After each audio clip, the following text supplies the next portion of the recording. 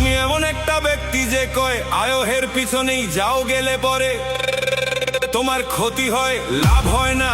কথাটা ঠিক না বে ঠিক? ঠিক।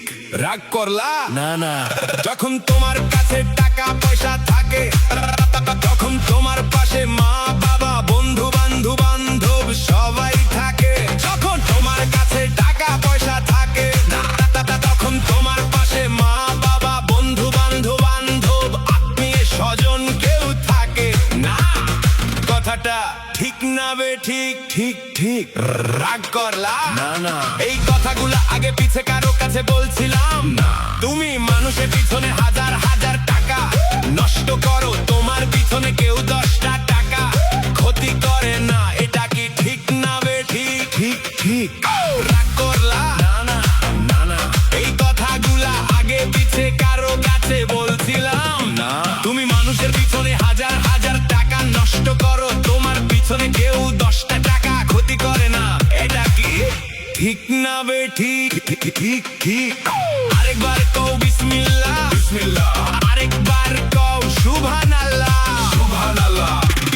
বিশ্বাসে বস্তু মিলে তর্কে বহুদূর। তোমারে যেই কথাগুলা বলছি সত্য বলছি না মিথ্যা বলছি?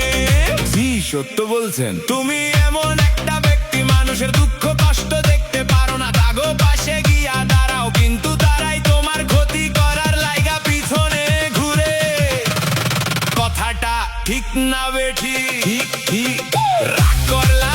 না না, না না, কিছুদিন আগে অনেক বড় একটা বিপদে পড়ছিলা, অনেক বন্ধু বান্ধবের কাছে 10, 20, 50 হাজার টাকা হাওলা চাইছিলা, তারা তো ফোন ধরেই নাই, এখন তোমার লগে যোগাযোগ বন্ধ করে দিছে।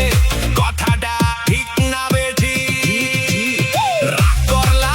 না না, না, এই তাবিজ গাছ গাছড়া দিয়া আমি কারো কাছ থেকে টাকা পয়সা নিয়া খাই না।